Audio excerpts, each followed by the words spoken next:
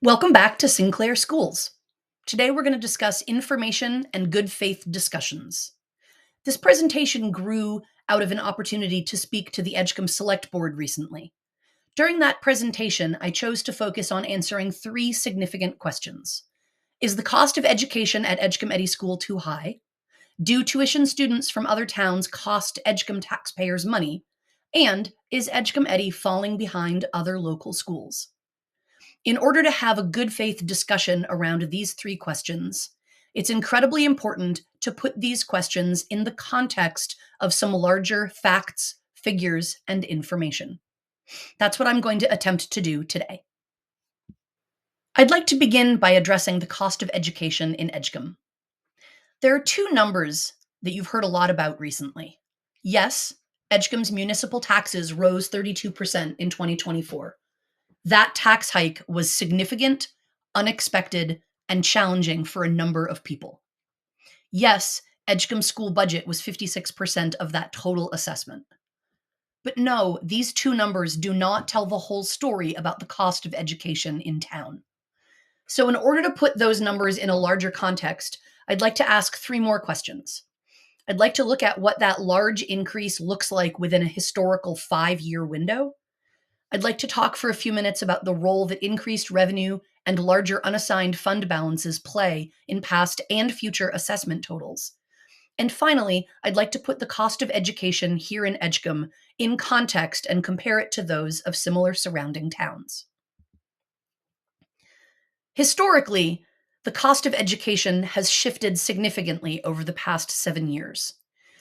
One of the particularly important things to remember is that in 2020, 2021, and 2022, the assessment on the town due to education went down.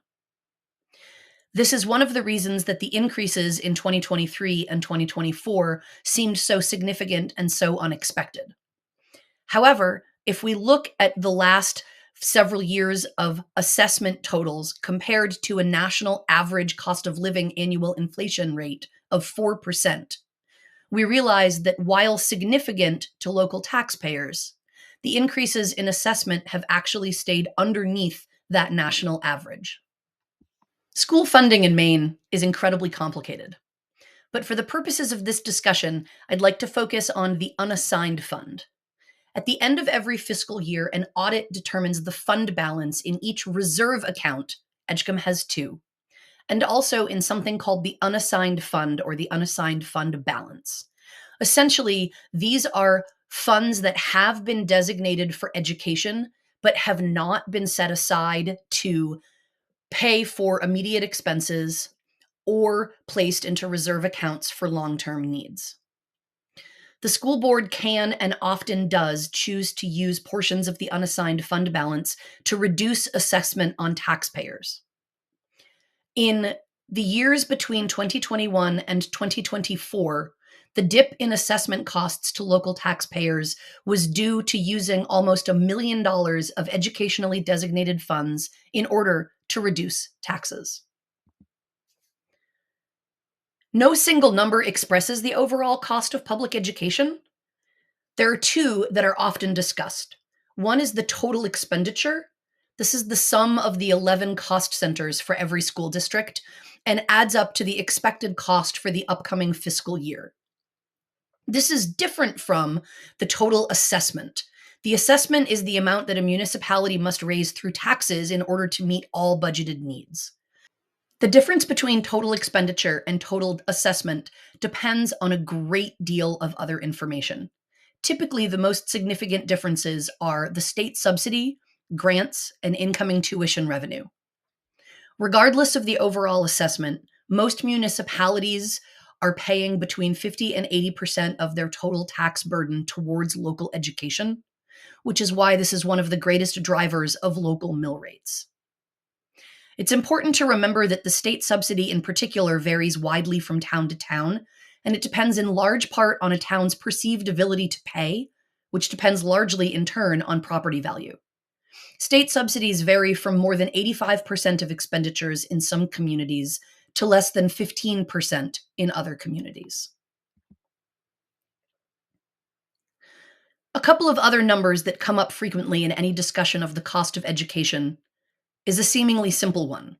How many students are we talking about? There are a couple of complicating factors here as well. One way to view the student total is to consider the students who are in the district or in the schools. I would define this as the total number of students being educated at each school and within each district. This is often different from the total number of students who reside in each municipality and are thus paid for by that municipality's local tax assessment. For example, RSU1 expenditures pay to educate all of the students attending Morse High School, Bath Tech, Bath Middle School, Woolwich Central School, Phippsburg, Dyke Newell, and Fitcher Mischel schools. The towns of Arousik, Bath, Phippsburg, and Woolwich pay tax assessments based on the number of students residing in those towns. If a student from another town attends one of these schools, that student's local municipality would be required to pay the tuition costs for that student. We are often asked to calculate a cost per student. This is not something that is easily done and cannot be identified in any clear, specific way. Cost per student can be calculated in a variety of ways based on special education costs, additional programming, transportation needs, and other factors. For maximum transparency, for the purposes of this presentation, I am simply considering two numbers: the total expenditure for a town or a district, and the number of students whose educational costs are being covered by that municipality. Using this simple formula yields a cost per student for a variety of local schools and districts, ranging from just under $23,000 per student to almost $40,000 per student. Districts such as Wiscasset, Brunswick, and Portland average between $22,935 per student up to $24,562 per student, while the island of Islesboro is looking at a cost per student of almost $40,000. However, RSU1, the CSD, consisting of Boothbay and Boothbay Harbor, and Edgecomb Eddy School are all in the middle of this range, with an average cost per student of just over $27,000. When considered in a different way, when considered in terms of cost per student as assessed to each town for the students that reside within that community, the numbers shake out a little bit differently. In this case, comparing Edgecomb, Boothbay Harbor, Boothbay, Wiscasset, Brunswick, and Portland reveals something interesting. Boothbay and Boothbay Harbor are still showing the same numbers, just over $27,000 per student. Wiscasset, Brunswick, and Portland are still showing the same numbers, between $23,000 and $24,562 per student. But Edgecomb's overall cost per student for the town is less than $17,000 per student. This is in large part due to two factors. One is the tuitioning out of students in grades 7 through 12. But the other is the tuitioning in of students from surrounding towns to offset the cost for local education. This brings us to our second significant topic. What are the financial impacts of students from neighboring towns?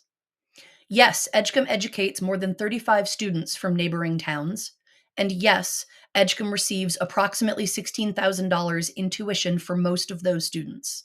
However, those two numbers don't tell the whole story. In order to provide more context, I'd like to speak about the history of school choice in Maine and in Edgecomb. I'd like to speak to the value that students from surrounding towns bring to Edgecomb Eddy School. And finally, to the question of how tuition is calculated and whether this is a fiscally wise decision for the town of Edgecomb. Maine's town tuitioning program dates from the late 1800s, and it allows students from towns without public schools to attend other local schools. Many towns in the Mid-Coast region continue to educate local students through this process, often called school choice. Edgecomb, Southport, and Georgetown students all have school choice after grade 6. All AOS 93 students have school choice after grade 8, and all RSU 12 students have school choice grades 9 through 12. Westport and Ulna students in particular have school choice grades pre-K through 12, as their towns are home to no schools of their own. In 2016, in collaboration with the Edgecomb Select Board and the Edgecomb Budget Committee, Edgecomb Eddy School developed a full-day pre-K program designed to meet the needs of local families and to attract students from surrounding towns. The school committee signed an agreement with RSU 12 in 2017 and extended it in 2021 for an agreement that is now effective through the year 2028. The purpose of this agreement is to guarantee entry to students from Westport and Ulna who wish to attend Edgecomb Eddy School in pre-K through 6th grade. Many of the students who choose to do so often go on to attend BRES and BHS for grades 7 through 12. The way that tuition is apportioned between towns can be a little bit complicated. So we're going to talk for a moment about Johnny and Sally. Sally lives in Ulna, which has no schools. But Sally attends Edgecomb Eddy School in Edgecomb. Edgecomb pays for the cost to educate Sally, who also receives some speech services and occupational therapy based on her IEP. Edgecomb receives tuition from Ulna annually, in addition to direct payments for the costs of speech and OT services. Meanwhile, we have Johnny, who lives in Edgecomb, but now attends high school at Boothbay High School. That means that the Boothbay Harbor CSD is responsible for educating Johnny, who also spends 30% of his time in special classes with specially designed instruction to help him with his learning disability. In exchange for this, Edgecomb pays the regular education tuition to the CSD and an additional 20% for the cost of that specially designed instruction. So Edgecomb is both receiving tuition from Ulna and paying tuition to the CSD. The base tuition rates for all schools are set by the state through a complicated process that results in something called the maximum allowable tuition rate. That is the most common tuition rate that is used between school districts, and it applies equally to students that Edgecomb is educating, but also to students that Edgecomb is paying to have educated somewhere else. The decision to enroll students from neighboring towns was based on a broad conversation with both budgetary and educational implications. There is no perfect size for a school, and there is no perfect school for all children, and often what works well in younger grades may feel limiting to older students. The decision was made that encouraging students from surrounding towns would provide 3 significant advantages. First, it would broaden friend groups, which in small schools can begin to be challenging for students as they reach upper elementary grades. It would encourage a wider range of outside of school activities by encouraging students and families to participate in activities from surrounding towns. And it would increase the grade-specific class sizes with a range of learners. The chart here shows the number of students enrolled in each grade at Edgecomb. Pre-K through 6th grade are identified separately. The blue bar shows the number of students residing in Edgecomb, and the red bar shows the number of students entering those grades from our surrounding towns. The 7th through 12th grade students exist only as a blue bar and only as a reminder that while we do not educate those students at Edgecomb Eddy School, the town of Edgecomb is responsible for educating them. Considering the choice to tuition in students essentially allows us to consider 3 different options. Here is the current situation as we see it. There are approximately 35 students from surrounding towns who are added to 8 separate grades and supported when needed by an existing special education program. This provides a revenue of more than $450,000 annually to the town of Edgecomb, offsetting educational expenses that would exist anyways. Here's another option. Edgecomb Eddy School could maintain the current programming of separate grades pre-K through 6 without those additional students. This would have remarkably similar expenses with significantly less revenue. Here's the third option. If Edgecomb Eddy were to choose in a few years to no longer accept students from neighboring towns, the likely consequence would be to consider reducing current programming options, possibly by combining grades. This would result in reduced expenses to go along with the reduced revenue of the lack of incoming tuition. There are many schools that successfully combine grades, but it is extremely difficult to do when the way in which grades would be combined might shift from year to year depending on the number of students in each individual grade. One final point, while considering the impact of students, the pre-K program that began this discussion is technically an optional service. However, the benefits of early access to public education for students and families are clear. Additionally, state regulations are requiring existing school districts to begin providing special services to 3 and 4-year-olds within the next 2 years. Doing this through an existing pre-K program is likely the most cost-effective and academically successful mechanism for achieving this soon-to-be required goal.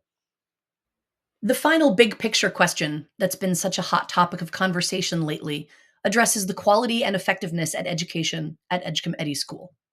Yes, Edgecomb Eddy School evaluates learning in many ways, one of which is the state testing. Yes, Edgecomb's test scores have been slightly lower than other schools recently. However, those recent test scores do not tell the whole story. In order to place the effectiveness of education in context, I'd like to talk about 3 additional questions. What are the state tests? How are they evaluated? And how is that data designed to be used? What other mechanisms are used to measure student and school success?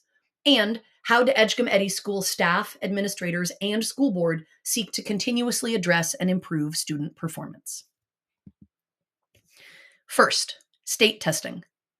Maine's model of school support measures progress through a variety of indicators, including graduation rates, absenteeism, and a variety of testing opportunities. The Maine Department of Education emphasizes, quote, state and national assessments are one piece of the puzzle, and the results are meant to be triangulated with multiple other data sources to provide a comprehensive picture of student learning, end quote. The ESSA dashboard provides data, as seen on the next slide, at school-wide levels with a specific reminder that, quote, these assessments are a single data point and do not fully demonstrate what a student can do, end quote. Finally, as we look at these scores, keep in mind that math and ELA tests are administered to students in grades 3 through 6, and the science test is administered to students in grade 5 only. Everything seen on the screen here, with the exception of the green and red arrows, is a direct screenshot from the Department Education dashboard. Let's consider this data. First, recognize the way the data is presented.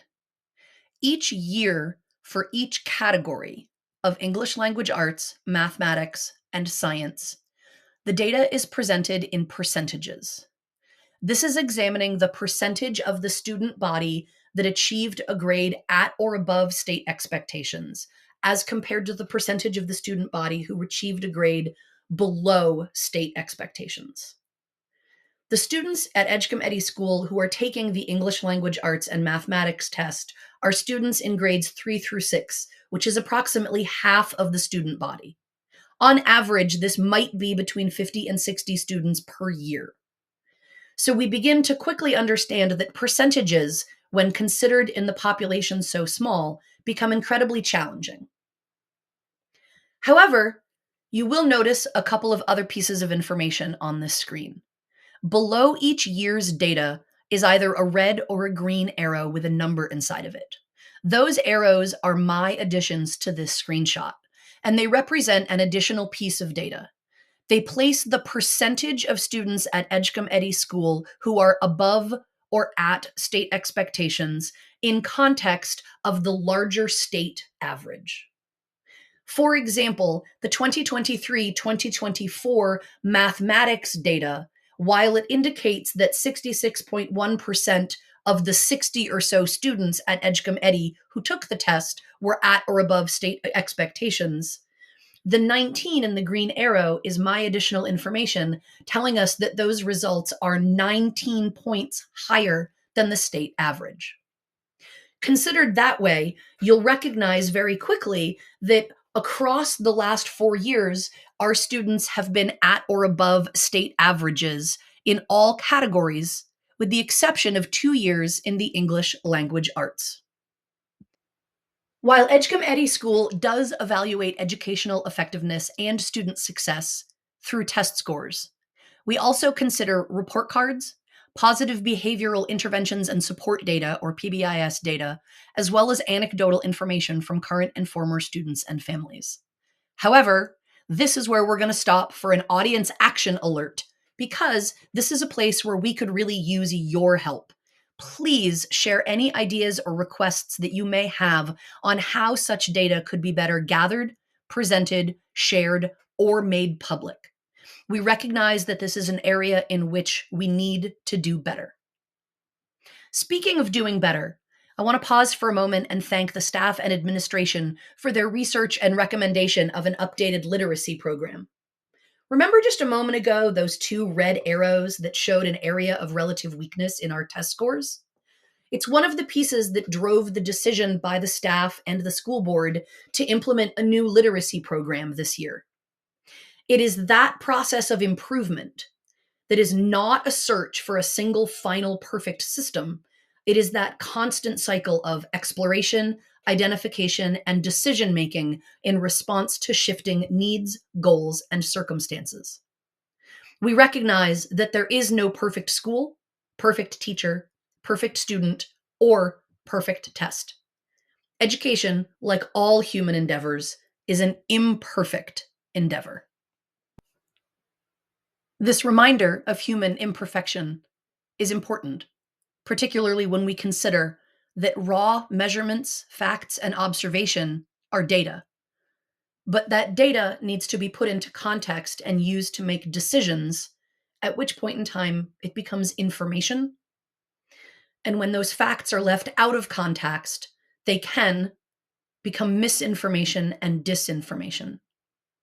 Humans are imperfect, which is why any discussion of facts, data, information requires good faith discussions. Recently, the Edgecomb Eddy School Board has received a number of public discussions. Several articles have appeared in the local paper claiming to state facts. These facts include conversations about surpluses, conversations about communication, and conversations about regulations. Here are some of the facts as shared in these editorials. Why don't we see those surplus funds in current school budget presentations? This is incomplete and can easily misrepresent the full financial picture. Hundreds of thousands of dollars spent outside the normal budget process is unsustainable and unacceptable. These questions could be significantly concerning facts. However, this exact slide was copied from the fiscal year 2026 budget presentation, in which the amount of state subsidy, the amount of tuition, and the acknowledgement of our lack of specific knowledge about our current reserve account balances, all of which combine to represent the general fund, was all acknowledged and explained. Additional data in some of these editorials claims that the most recent audit from fiscal year 2022 showed a surplus in the school's general fund of more than $669,000. This number, as seen in a screenshot of the audit in question, actually represents the total amount in the overall general fund. This is not a surplus. In context information would clarify that the most recent audit from fiscal year 2022 actually shows an unassigned fund balance of $79,315. The other funds as designated here are different categories. Non-spendable funds are funds that the district has committed to paying. Restricted funds are those that are set aside in reserve accounts in amounts and for purposes as determined and set by the voters. And the unassigned fund are educationally designated dollars that the school board has determined are best used to offset the local tax burden. This particular year actually indicates that this was a time when the school board chose to use $350,000 that had been determined and set aside for education to instead offset the local tax burden.